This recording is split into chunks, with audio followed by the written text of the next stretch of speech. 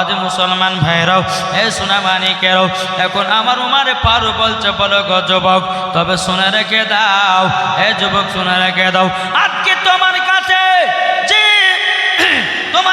যে দুধগুলো আছে ওই দুধগুলো আমি কিনে নিতে চাই। এখন যুবক আল্লাহর কাছে দোয়া চাল্লাগো এখন মিথ্যা কথা বলে তো আমি ফেসে গেলাম। এখন যদি আমি মদের বোতল বের করে দিই আমার গর্দান কেটে দেবে। বাবা যে মুসলমান ভাইরাও এ সোনা মানিকেরাও ওগো আমার আব্বা যে মুসলমান ভাইরাও যখন এই কথা বলো হযরত উমর ফারুক রাদিয়াল্লাহু তাআলা আনহু তিনি বলতে আল্লাহ এই যুবক এসেছে দুধ বিক্রি করতে আর এদিকে যুবকটা আল্লাহর কাছে দোয়া করতেছে বলে আল্লাহ গো আমাকে উমরের হাত থেকে বাঁচায়া দাও। আল্লাহ আর জীবনে কোনোদিন মিথ্যা কথা বলবা না আর জীবনে কোনোদিন মদের ব্যবসা করবা না। আল্লাহ গো ক্ষমা করে দাও আমাকে উমরের হাত থেকে বাঁচিয়ে নাও। জোরে বলেন উমরের হাত থেকে বাঁচিয়ে নাও। বাবা যে মুসলমান ভাইরাও এ সোনা মানিকেরাও এখন বেরাদার উমর ফারুক বলছে যুবক কি ব্যাপার তুমি দুধগুলো বের করো কিন্তু বাবা ছেলের কাছে তো দুধ নাই আছে কি মদ। এখন বাবা কি করবে এই যুবকটা চোখ বন্ধ করে চাদরটা খুলে এরকম ভাবে বের করেছে বলে হুজুর চোখ বন্ধ করে যে হুজুর লেন থতরকার কাঁপতেছে হুজুর লেন একটা একটা করে বোতল বার করে দিতেছে। এখন উমারে পারবা যে যুবক তোমার দুধের গাঢ় রংটা এত সুন্দর। এখন উমারে ফারুক যে ব্যাপার কি আমি তো নিয়েছিলাম মদ কিন্তু হুজুরও তো দুধ বলতে যে আবার কি। এখন মুখের দিকে চোখ খুলে যখন আপনার তাকিয়েছে বাবা যে মুসলমান ভাইরাও এ সোনা মানিকেরাও আল্লাহর কি কুদরাত রে বাবা সব মদ দুধ হয়ে গেছে সব মদ দুধ হয়ে গেছে। বাবা যে মুসলমান ভাইরাও এই আজকাল সাউন্ড বেড়ে একটু সাউন্ডটা কমাও হ্যাঁ একটু বক্সের সাউন্ড কমাও। বাবা যে মুসলমান একবার দুরূদ শরীফ পাঠ করুন আল্লাহুম্মা সাল্লি আলা মাওলানা মুহাম্মদ ওয়া আলা আলি সাইয়্যিদিনা মুহাম্মদ সাল্লাল্লাহু তাআলা সাল্লাম। ওই যুবকটা বলছে বলে হুজুর গো একটা সত্য কথা আপনাকে বলবো। বলে কি হুজুর গো আপনি যখন আমাকে রাস্তাতে জিজ্ঞাসা করেছিলেন বলে চাদরের ভিতরে কি হুজুর গো আপনার কাছে বাঁচার জন্য আমি দুধকে মদকে দুধ বলেছিলাম আল্লাহর কাছে ক্ষমা প্রার্থনা চাইছি জীবন আর মিথ্যা বলবো না মদের ব্যবসা করবো না। আল্লাহ গো উমরের হাত থেকে আমাকে বাঁচায় নিও। ও উমর ফারুক আল্লাহ পাক আল্লাহ তাআলা আপনার কাছ থেকে আল্লাহ আমাকে বাঁচায়া দিয়েছে। যারা বলেন এরকম বাবা যুবকের উমর ফারুককে দেখে আপনার ভয় করত। ওই উমর ফারুক নবীকে বলছে বলে নবী গো আপনি কান্না করছেন কেন? নবী গো আপনি কান্না করছেন কেন? আমার নবী মুস্তাফা কথা বলে না রে বাবা। হযরত আবু বকর সিদ্দিক বলছে নবী গো আপনার কি হয়েছে বলুন না আপনি এত কান্না করছেন কেন গো নবী? বেরাদার ইসলাম মাদার সামানিকেরাও এ সোনা মানিকেরাও যখন বাবাজি এই কথা বলার পর বাবাজি হযরত উমর ফারুক বলতেছে বলে নবী গো একবার শুধু বলেন কে আপনাকে কাঁদিয়েছে? আমার নবীজি কথা বলেন না বাবা। এদিকে আবু তালহা বলছে নবী গো আপনি যদি কান্না করেন আসমানের ফেরেশতারা কান্না করে নবী গো আপনি কান্না করবেন না আপনার কি হয়েছে বলুন? নবীজি আমার কথা বলে নাও। কিছুক্ষণ পর আমার নবীজি বলতে চোখো উমরে ফারুক আমার জামাই উসমান গনিকে ডেকে নিয়ে এসো। কবি বলতেছে পাইলে নিরালাই গো নবী পাইলে নিরালাই কি গো জোরে বলেন বলুন পাইলে নিরালাই গো নবী পাইলে নিরালাই দুই কদমে চুমা খাবো দুই কদমে এই সাউন্ডটা কমাও না, মানুষজন শুনতে পেছে না। দুই কদমে চুমা খাবো, দুই কদমে চুমা খাবো, চরম তুলি মাগব গায়, পাইলে নিরালাই গো নবী, পাইলে নিরালাই, পাইলে নিরালাই গো নবী, পাইলে নিরালাই। দুই কদমে চুমা খাবো, দুই কদমে চুমা খাবো, চরম তুলি মাগব গায়, পাইলে নিরালাই গো নবী, পাইলে নিরালাই।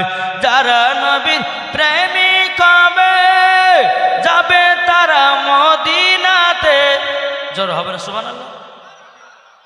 যারা নবীর আশিক হবে যাবে তারা মদিনাতে, নবীর প্রেমে পাগল যারা, নবীর প্রেমে পাগল যারা, তারাই তো দিওয়ানা, পাইলে নিরালাই গো নবী, পাইলে নিরালাই। যেরকম সুবহানাল্লাহ। এখন আমার নবীজি বলছে গো মারে ফারুক, আমার জামাই উসমান গনিকে ডেকে নিয়ে এসো। আচ্ছা বলুন বাবা, উসমান গনি আপনার খবর যখন পেয়েছে বাবা, টুকটু টুকটু করে আমার নবীর দরবারে এসেছেন, নবীর দরবারে এসেছে। আমার নবীজি বাবা দু চোখের পানি ঝরা কান্না করতেছেন। উমর ফারুক, আবু বকর সিদ্দিক, আবু তালহা, জুবাইর সমস্ত সাহাবীরা নবীর কাছে দাঁড়িয়ে আছে বাবা। যখন উসমান গনি এসেছে বলে নবী গো, আপনি দুই চোখের পানি ঝরা কান্না করছেন কেন গো নবী? আমার নবী দুই চোখের পানি ঝরা বলছে গো জামাই উসমান গনি, আমার চোখের পানি যদি বন্ধ করতে পারো তুমি ছাড়াও কেউ বন্ধ করতে পারবে না। বাবাজি মুসলমান, উসমান গনিটা কে? নবীজির, আমার নবীজির জামাই। আমার নবীজির দুই কন্যার সাথে উসমান গনির বাবা আপনার বিয়ে দিয়েছিলেন, তার জন্য তার টাইটেল হয়েছে হযরতে উসমান যুন্নুরাইন, দুই নূরের অধিকারী। জোরে বলেন। আমার নবীজির জামাই উসমান গনি বলছে নবী গো, আপনার জন্য জীবন দিত রাজি গো নবী, একবার শুধু বলুন কি কাজ করতে হবে। আমার নবী বলতেছে বলো গো উসমান গনি, তবে শোনো গো এই উসমান গনি, তবে শোনো, আমার চোখের পানি যদি বন্ধ করতে পারো, ওই যে একটা রাস্তাতে একটা খেজুর গাছে দুটা বাচ্চা বাঁধায় আছে, ওই বাচ্চা দুটোকে যতক্ষণ পর্যন্ত আমার কাছে হাজির না করবাও ততক্ষণ পর্যন্ত আমার চোখের পানি বন্ধ হবে না। বাবাজি মুসলমান ভাইয়েরা, সোনা মানিকেরাও, উসমান গনি বলছে নবী গো, ওগো দয়াল নবীজি, তবে আপনার কাছে একটা আবেদন করব নবী গো, যতক্ষণ পর্যন্ত বাচ্চা দুটোকে আপনার কাছে হাজির না করব আমি এক গ্লাস পানিও পর্যন্ত পান করব না। জোরে বলুন না সুবহানাল্লাহ। বাবা মোহাব্বত কাকে বলে দেখেন বাবা, এরকম মোহাব্বত নবীর সঙ্গে করতে হবে, তাইলে মরার পরে জান্নাতি হওয়া যাবে। বেরাদুল ইসলাম মুআদ্দাস সামানিকরাও, উসমান গনি তিনি বাবা ওই ইহুদির কাছে গেল, যে ইহুদি বাবা বাচ্চা দুটোকে বেঁধে রেখেছে। এখন উসমান গনিকে ইহুদিকে বলছে, এই ইহুদি, তুমি যে খেজুরের গাছে দুটো বাচ্চাকে বেঁধে রেখেছো, আচ্ছা বলো এই খেজুরের গাছের দাম ক টাকা নিবা? ইহুদিটা বলতেছে আমি খেজুরের গাছ বিক্রি করব না। উসমান গনি বলছে করতেই হবে। ইহুদি বলছে করবো না, উসমান গনি বলছে করতে হবে। ইহুদি কোনো মতেই বাবা রাজি হচ্ছে না যে গাছটা বিক্রি করবে। উসমান গনি বলছে ওরে ইহুদি, একটা খেজুরের গাছের পরিবর্তিতে যা চাইবে আমি তোকে সেটা দিয়ে দেব। এদিকে বাবা ইহুদি মনে মনে আপনার ধারণা করতে লাগলো, উসমান গনি তো 100 বিঘা জমির দাগ আছে, আর 100 বিঘা জমির ভিতরে সব খেজুরের গাছ লাগা আছে, দেখি তো একবার চেয়ে দেখি, দেখি দেয় নাও। এখন ইহুদিটা বলছো উসমান গনি, আমি তোমাকে খেজুরের গাছ একটা দিতে পারি, কিন্তু তোমার 100 বিঘা জমির ভিতরে যতগুলো খেজুরের গাছ আছে ওই খেজুরের গাছগুলো আমাকে দিয়ে দিতে হবে। উসমান গনি বলতেছে ওরে ইহুদি রে, যা আমি তোকে তাই দিয়ে দিলাম। জোরে বলেন। এখন ইহুদি বলছো ওসমান গনি আমি তো ভেবেছিলাম তুমি দিবা নাও, কিন্তু তুমি একবারতে রাজি হয়ে গেলে, ব্যাপারটা কি? ওসমান গনি বলছো রে ইহুদি রে, আমার নবী মুস্তাফা তোরা মোহাব্বত বুঝিস না রে, আমার নবীকে তোরা ভালোবাসিস না রে, আমার নবীকে তোরা চিনিস না রে। আমি ওসমান গনি, আল্লাহ আমাকে টাকা পয়সা ধন দৌলতের মালিক বানিয়েছে, কিন্তু ওরে ইহুদি রে, তোকে আমি যে খেজুরের সব বাগান আমি দিয়ে দিলাম, আমার সমস্ত খেজুরের বাগানের থেকে, টাকা পয়সা জমি জায়গা থেকে আমার নবী মুস্তাফার চোখ মুবারকের পানির দাম বেশি। বাবা যে মুসলমান ভাইরা, হে সোনা মানিকেরা, যখন বাবা 100 বিঘা জমির ভিতরে যত খেজুর গাছ ছিল বাবা, একটা খেজুরের গাছের পরিবর্তিত সব দিয়ে দেওয়া হলো। এখন ওসমান গনি বাবা দুটো বাচ্চাকে আপনার গাছটা খুলে নিয়ে গিয়েও আমার নবীজির সম্মুখে বাবা হাজির করে দিয়ে যাও, আমার নবীজির সম্মুখে হাজির করে দিয়ে যাও। বেরাদুল ইসলাম মুআজ্জাজ মানিকরাও, হে সোনা মানিকেরাও, আমার নবীজি বলতে চাও ওসমান গনি গো, আমি জানতাম তুমি পারবা। জোরে বলেন ওসমান গনি গো, এই বাচ্চা দুটো আমার কাছে নিয়ে এসো, তুমি আমার কলিজা ঠান্ডা করে দিয়ে যাও। এদিকে আমার নবী বলছে ওসমান গনি তুমি কিভাবে বাচ্চা দুটোকে নিয়ে আসলাও? এখন ওসমান গনি বলছে বলে নবী গো, ওগো নবীজি, আমার 100 বিঘা জমি, 100 বিঘা যেটা জমি ছিল, ওই জমির ভিতরে যত খেজুরের গাছ লাগা ছিল নবী গো, একটা খেজুরের গাছের পরিবর্তিতে সব খেজুরের গাছ দিয়ে দিয়েছে নবী গো, শুধু আপনার চোখ মুবারকের পানি বন্ধ করার কারণে। এটাই বলে প্রেম, এটাই হলো ভালোবাসা, এটাই হলো বাবা নবীজির দিওয়ানা।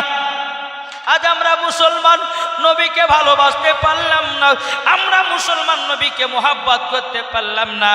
যদি আমরা নবীকে ভালোবাসতে পারতাম, আমরা কখনো নামাজ বাতিল দিতাম না রে বাবা।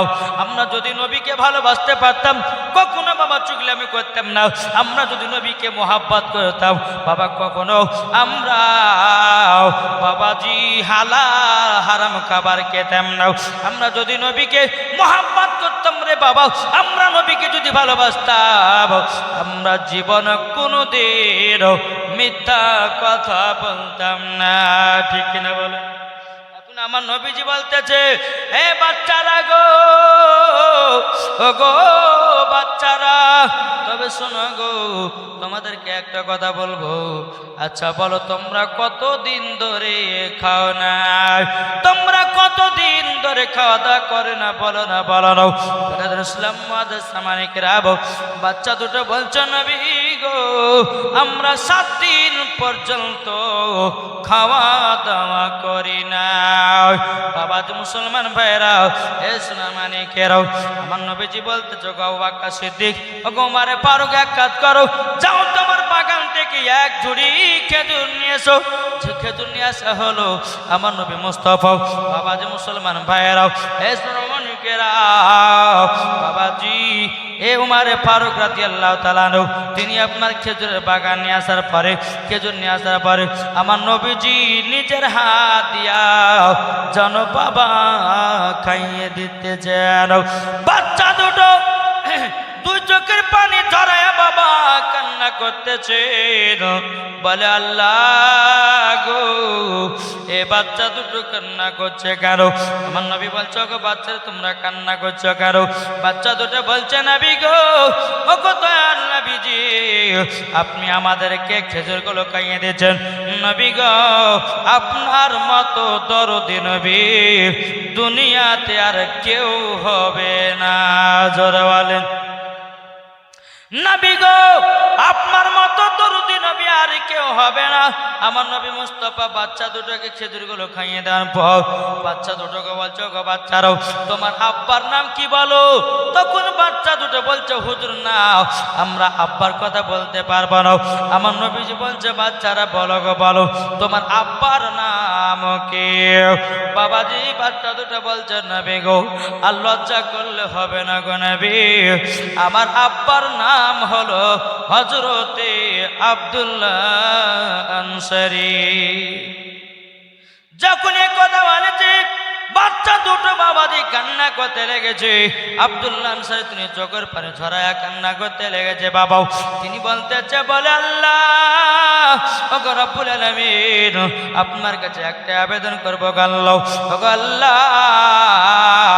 যেই বাচ্চা দুটো নবীর প্রেমে মহব্বতে কান্না করতেছেন, বাবা যে মুসলমান, বলুন না এটা প্রেম না মহব্বত না ভালোবাসা? কি গো জি, এই বাচ্চা দুটো নবীজিকে এত মোহাব্বত করে, এত ভালোবাসা। এ নবী, এ নবী বাবাজি, এই নাবির মতো কেউ দুনিয়াতে হবে? কি গো, কে যাও ভাই নবীজির কাছে, জোর হবে না? এই জোর হবে না? সুবহানাল্লাহ। কে যাও ভাই নবীজির কাছে, এই পাগলের আরজি আছে, আমার সালাম পৌঁছে দিও। এ গরিবের কি বা করার আছে মাওলা গো, এ গরিবের কি বা করার আছে। কে যাও ভাই নবীজির কাছে, এই পাগলের আরজি আছে, আমার সালাম পৌঁছে দিও। এ গরিবের কি বা করার আছে মাওলা গো, এ গরিবের কি বা করার আছে। টাকা করি নাই আমার, শখ জেগেছে মদিনা যাওয়ার, মনের দোয়া কবুল করো। এ গরিবের কি বা করার আছে মাওলা গো, এ গরিবের কি বা করার আছে। আল্লাহুম্মা সাল্লি আলা মাওলানা মুহাম্মদ ওয়া আলা আলি সাইয়্যিদিনা মাওলানা মুহাম্মদ সাল্লাল্লাহু তাআলা আলাইহি সাল্লাম। বাবাজি মুসলমান ভাইরাও, এই সোনা মানিকেরাও, এখন আব্দুল্লাহ আনসারী কেঁদে কেঁদে বলছে, নবী গো, নবী গো, আমার দোনো বাচ্চাকে, আমার দোনো বাচ্চাকে আমি বাড়ি থেকে যেতে বলি নাই, বাচ্চারা বাড়ি থেকে তিনারা চলে গেছে। বেরাদর ইসলাম মাদ্রাসা মানিকরাও, বাচ্চা দুটো বলছে, নবী গো, আমার আব্বা এত গরিব, এত গরিব, একটা কাপড়ে দুই স্বামী স্ত্রী তো নামাজ আদায় করে যাও। নবী গো, ওগো নবীজি, আমার আব্বা মা কি অবস্থায় থাকবে না থাকবে, তার জন্য আমরা বাড়ি থেকে বিদায় হয়ে গেছি। আমার নবী বলতে, ওগো আব্দুল্লাহ আনসারী, ওগো আব্দুল্লাহ আনসারী, তুমিও জান্নাতি, তোমার বিবিও জান্নাতি, তোমার দোনো বেটারাও হলো জান্নাতি। জোরে বলেন না সুবহানাল্লাহ। তাই বাবারে ভাইরা, ও ভাই, নিজের বেটাকে নামাজি বানাও, নিজের বেটাকে আপনার কোরআন শিখাও, নিজের বেটাকে আপনার সঠিক পথে চালাও। আজকালকার বাচ্চারা বাবা মোবাইল নিয়ে বাবা পাগল হয়ে গেছে, আজকালকার বাচ্চারা মোবাইল নিয়ে বাবা জীবন নষ্ট করছে। কি ঠিক না বলেন? এই বাচ্চারা মোবাইল নিয়ে বাবা এত নষ্ট হলো রে বাবা, এত নষ্ট হলো। এখন এই বাচ্চারাই বাবা মোবাইলে ভণ্ড হয়ে গেল। আপনাদেরকে বলতে যাই, নিজের নিজের বাপ মায়ের কর্তব্য বাচ্চাদেরকে সঠিকভাবে শিক্ষা দেওয়া, বাচ্চাদেরকে জ্ঞান দেওয়া, বাচ্চাদেরকে সঠিকভাবে আপনার কোরআন তেলাওয়াত শেখাও। আপনাদেরকে বলতে চাই রে বাবা, আপনাদের মসজিদের ইমাম আছে, হয়তো আপনাদের আশেপাশে কোনো মাদ্রাসা আছে, তাদেরকে কোরআনের শিক্ষা দেন, তাদেরকে নামাজের শিক্ষা দেন, তাদেরকে বাবা হাদিসের জ্ঞান দেন। আমার আল্লাহ বলছে, যে বান্দা নিজের বেটা বেটিকে হাদিসের কোরআনের জ্ঞান দেয়, ওইটাই হলো আমার আসল বান্দা। জোরে বলেন। আর কোন বান্দা যদি নিজের বেটিকে আপনার টিকটকার বানাই, নিজের বেটাকে যদি ডান্সার বানাই, আল্লাহ বলছে, বান্দারে কবরে আয়, সেদিন তোর হবে, তোর কবরে কেমন ভয়ানক আযাব হবে সেদিন বুঝবি। বেটা বেটিকে লাচানো কত ভয়ানক। ও ভাই, কবর এমন একটা ভয়ানক জায়গা রে বাবা। ইমানদারের জন্য কবর হলো ভয়ানক জায়গা, আর বেঈমানদারের জন্য কবর হলো শান্তির জায়গা। ঠিক কিনা বলেন? জি, মানুষ মারা যখন যায় রে ভাই, ইমানদারের মরণ হবে বাবা খুব আসানে, আর বেঈমানদারির মরণটা হবে বাবাজি খুব তাড়াতাড়ি সহজ। আপনাদেরকে বলতে চাই, ইমানদার হয়ে মরুন, বেঈমানদার হয়ে নয়। কি ঠিক না? ইমানদার হয়ে মরলে লাভ না লস? জি, তাই আপনাদেরকে বলতে চাই বাবা সোনা মানিকেরা, তাই আপনাদেরকে বলতে চাই আমরা নবী মুস্তফাকে মোহাব্বত করি, নবীকে ভালোবাসি। ইনশাআল্লাহ আল্লাহ পাক আল্লাহ তাআলা যেন আমাদের সকলকে সঠিক পথে চলা তৌফিক দান করে। জোরে বলুন আল্লাহ ভাবেন। জি, তাই আপনাদেরকে বলতে চাই প্রত্যেকটা মানুষকে একদিন মরতে হবে কি হবে না? কি গো, মরতে হবে না? হবে না? কোনো ব্যক্তি যদি বলে যে আমার মরণ হবে না, তাহলে বাবাজি সে কি হবে? জি, কোনো ব্যক্তি যদি বলে যে আমি মরবো না, আমার মরণ বলে কোনো জিনিস নাই, তার ভিতরে যদি সে বিশ্বাসটুকু না থাকে, তাহলে সে ব্যক্তি কি হতে পারে? জি, কোনো ব্যক্তি যদি বলে যে আমি নমাজ মানি না, কোনো ব্যক্তি যদি বলে, কোনো মহিলা যদি বলে যে আমি পর্দাকে মানি না, সঙ্গে সঙ্গে চলে গেল। তাই আপনাদেরকে বলতে চাই যে আমরা নবীকে মোহাব্বত করব, নবীকে ভালোবাসবো, 5 ওয়াক্ত নামাজ পড়বো, ইনশাআল্লাহ দেখবেন মরার পরে জান্নাতি হবেন। জোরে বলে সুবহানাল্লাহ। জি, আজ আমরা মুসলমান, আপনারা একটা জিনিস লক্ষ্য রাখবেন যে কবর সবাইকে একদিন যেতে হবে। কি বলছেন? কবরে একদিন সবাইকে যেতে হবে। তাই কো বলতেছে কি, একই দিন তোমার নাম হবে লাশ, একই দিন আমার নাম হবে লাশ, একই দিন তোমার নাম হবে লাশ, একই দিন আমার নাম হবে লাশ।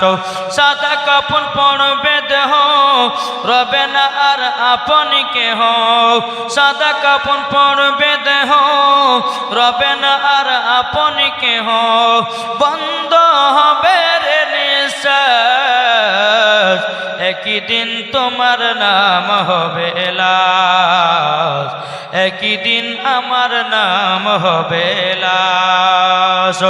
মসজিদে এলান হবে, এক এক জানবে সবে, সকলে আসবে তোমার বাড়ি। মসজিদে এলান হবে, এক এক জানবে সবে, সকলে আসবে তোমার বাড়ি। বড় পাতা গরম পানি আনিবে কেউ আতর দানি, বড় পাতা গরম পানি আনিবে কেউ আতর দানি, কেউ গিয়ে কাটবে ঝাড়ের বাস, একই দিন তোমার নাম হবে লাশ, একই দিন আমার নাম হবে লাশ। আল্লাহুম্মা সাল্লি আলা মাওলানা মুহাম্মদ ওয়া আলা আলি সাইয়্যিদিনা মাওলানা মুহাম্মদ সাল্লাল্লাহু তাআলা আলাইহি সাল্লাম। বাবাজি মুসলমান ভাইরাও, এ সোনা মানিকেরাও, তা আপনাদেরকে বলতে চাই নবীকে মোহাব্বত করো। কি গো, ঠিক না? নিজের বিবি থেকে, নিজের আওলাদ থেকে, পাড়াপড়শি থেকে আগে নবীকে মোহাব্বত করতে হবে। এই নবীকে যদি আমরা মোহাব্বত করতে পারি তো মরার পর জান্নাতি না জাহান্নামী? আমার আল্লাহ বলতেছে 3টা জিনিসের হেফাজতকারী কে? কি গো, আমার আল্লাহ। তাহলে কি কি 3টা জানা আছে কাউরে? জানা আছে? জানা নাই? আল্লাহ বলছে 3টা জিনিসের হেফাজতকারী হচ্ছে আল্লাহ। এখনকার বাবাজি যুবক ছেলেরা বাবাজি এমন হয়েছে, 12, 13, 14 বছর হচ্ছে কয়েছে না, বলছে আব্বা বিয়ে করবো, অথচ বাবা গোসলের ফরজ জানে না। কি জানায়? গোসলের ফরজ যদি সঠিকভাবে না করতে পারো তো তোমাকে, তোমার শরীর না পাকে থাকলো। ওই কালিয়াচকে বাবাজি জালসায় গেছিলাম, তো ওখানে একটা যুবককে বলছে ভাই গোসল ফরজ জানো?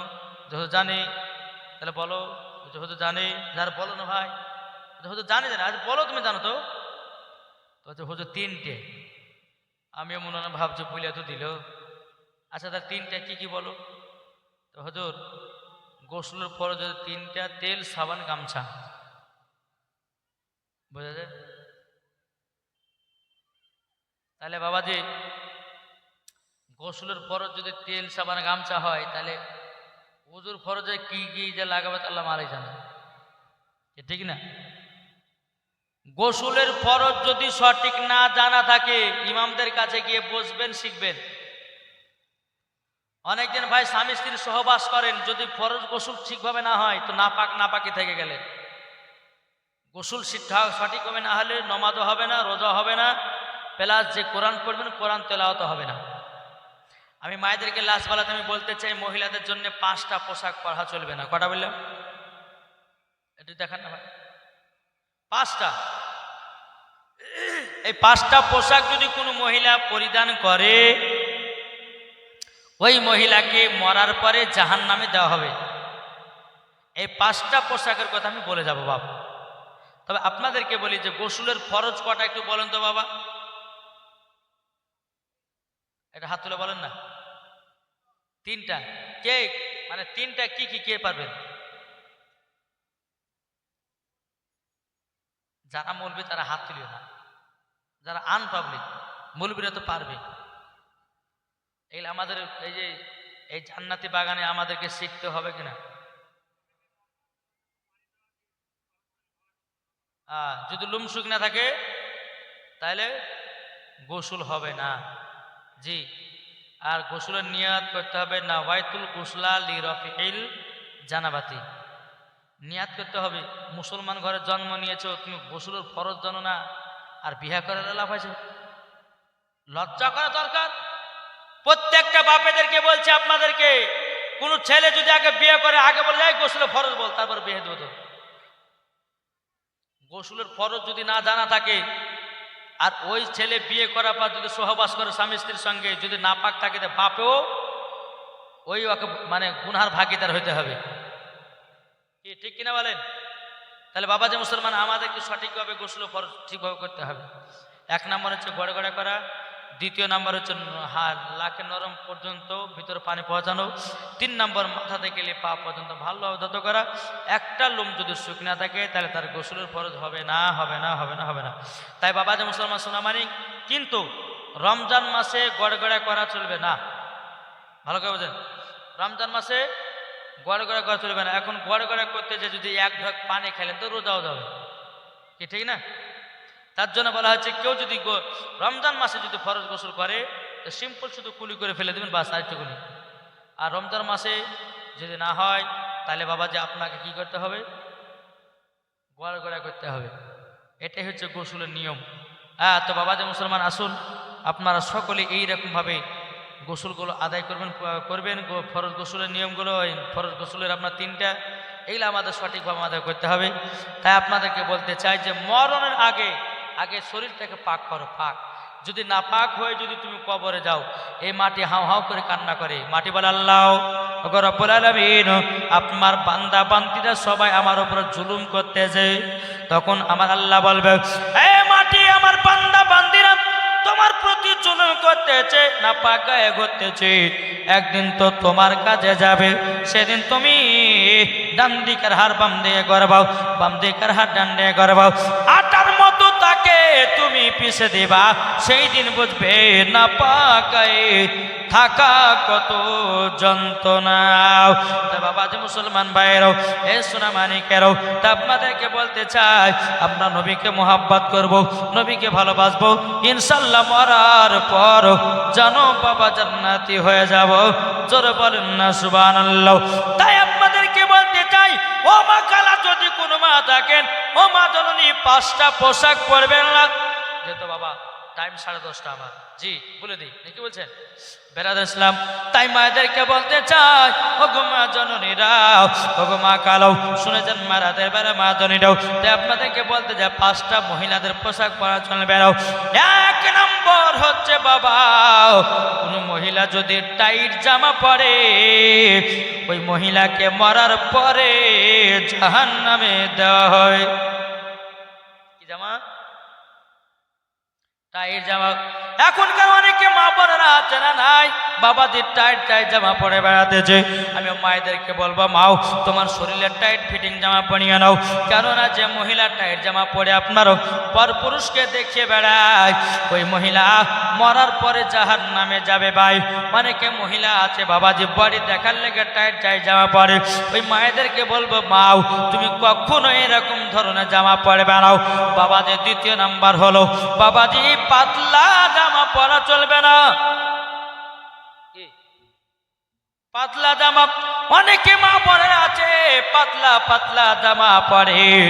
বাবাজি ওই মায়েদেরকে বলতে চাই, যে মহিলা পাতলা পাতলা জামা পরবে বাবাজি সেই মহিলাকে মরার পর জাহান্নামে দেওয়া হবে। অনেকে মহিলারা বাবাজি মাথা উড়না নেয়, কিন্তু পাতলা কাপড়ে লেগে চুলমুল সব বোঝা যায়। কি বোঝা যায় না বাবাজি? তাই বলতে চাই, ও মা কালা, জীবনে কোনোদিন এরকম পাতলা পোশাক পরে বেনালো, মোটা মোটা কাপড় পরুন, দেখবেন আমার আল্লাহ পাক আল্লাহ তাআলা বলতেছে, ওই মহিলার সাথে যদি খাতুনে জান্নাতে যদি একটু মিল পাওয়া যায়, ওই মহিলাকেও জান্নাতে দেওয়া হবে। জোরে বলুন না সুবহানাল্লাহ। বাবাজি তাহলে দ্বিতীয় নাম্বার পোশাক হলো। তিন নাম্বার হলো বাবাজি ছেলেদের জামা মহিলাদের জন্য পরা চলবে না। অনেকে মা বোনেরা আছেন বাবাজি, অনেকে মায়েরা বা বোনেরা আছেন বাবা জিন্সের প্যান্ট পরেছে, ছেলেদের জামা গায়ে দিয়েছে। বাবা যে মুসলমান সোনা মানিকেরাও বেড়াদার, পেছন থেকে বোঝা যায় না বেটে চলে না বেড়া চলো, সামনে যখন যাচ্ছে বাবা মুছ নাই মানে মায়া চলে। এইরকম ধরনের মহিলারা আছে না নাই? ঠিক আছে না জি? আপনাদেরকে বলতেছে বাবা নিজের নিজের বিটিদেরকে ছেলেদের জামা পোশাক পরাবেন না। জি।